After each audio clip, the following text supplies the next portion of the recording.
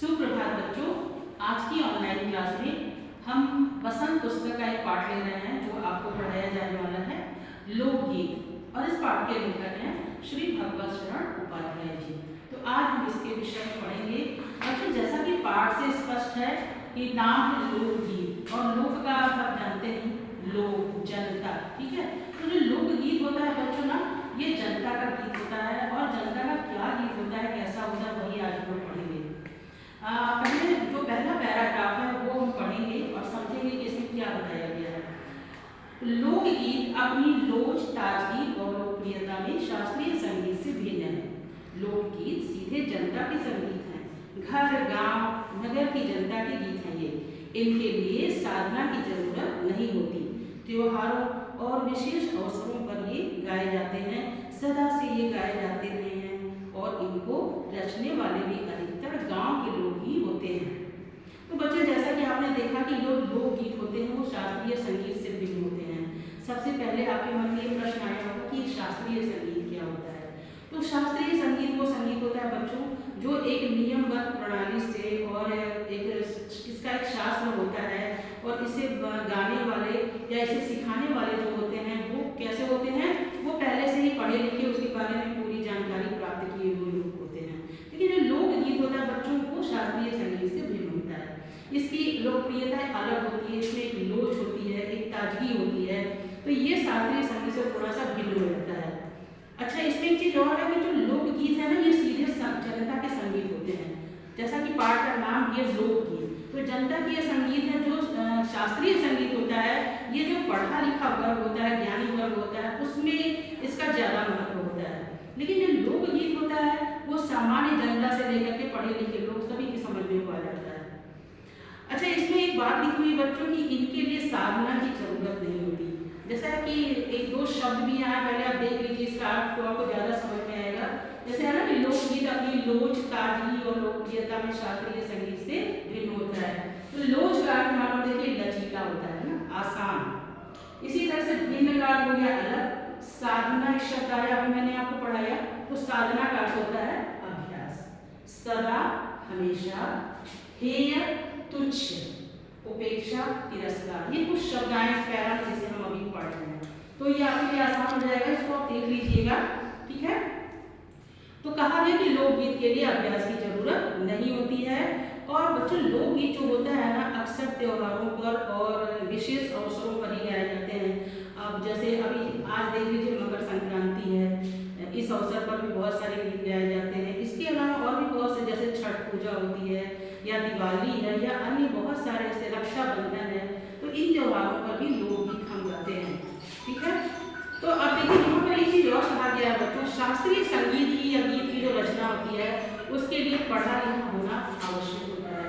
लेकिन यहाँ पर देख लीजिए आप लोग कि जो लोकगीत होता है ना, इसे पढ़े लिखे अनपढ़ सभी इसकी रचना कर सकते हैं।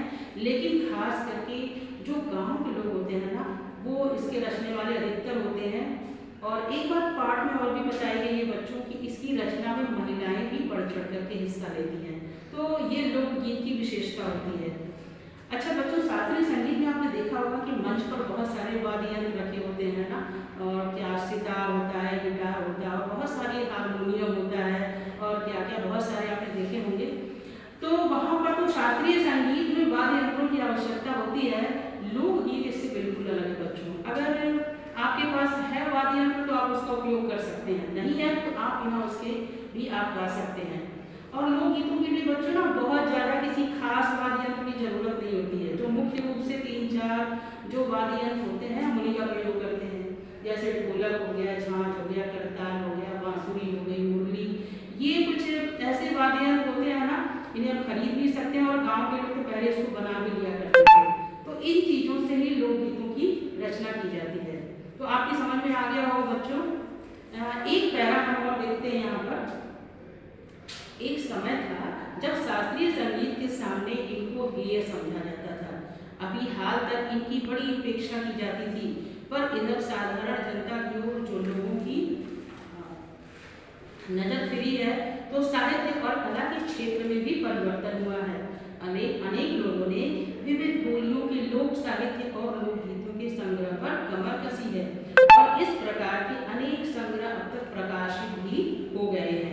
अब आप देख रहे हैं जैसा कि पाठ में बताया गया पैरा में कि पहले लोग लोकगीत को बहुत ही हेय और तुच्छ समझते थे, तिरस्कार की दृष्टि से देखते थे, उनकी उपेक्षा करते थे, लेकिन अब ऐसा नहीं है। अब पढ़े लिखे लोग भी, नगर के लोग भी, शास्त्रीय संगीत सीखने वाले लोग भी जो है लोकगीत को पसंद करने लगे हैं और बहुत सारे जो विलुप्त हो गए हैं लोकगीत, उनके संग्रह के लिए उन्होंने कमर कसी। तो कमर कसना मतलब ये मुहावरा है बच्चों, जिसका अर्थ होता है पूरी तैयारी करनी है। ये लोकगीतों के जो विलुप्त हो गए हिस्से हैं उनको हम लोगों के सामने लाएंगे। तो पाठ समझ में आ गया होगा। कुछ प्रश्नों को हम ले लेते हैं बच्चों। अब जैसे देखिए यहाँ पर मैंने कुछ प्रश्न लिखे हैं कि लोकगीत शास्त्रीय संगीत से किस प्रकार भिन्न है। तो जो लोकगीत होते हैं बच्चों, वो अपनी लोच, ताजगी और लोकप्रियता के लिए जाने जाते हैं और इसके लिए बहुत किसी विशेष तैयारी की जरूरत नहीं होती, जबकि शास्त्रीय संगीत का बिल्कुल अलग मामला है। वहाँ पर तो पढ़े लिखे लोग होते हैं और उसके लिए विशेष प्रकार के वाद्य यंत्र की जरूरत होती है, मंच की जरूरत होती है। तो इस तरह से लोकगीत जो है शास्त्रीय संगीत से भिन्न है। एक प्रश्न और देख लेते हैं, लोकगीत को रचने वाले कौन होते हैं।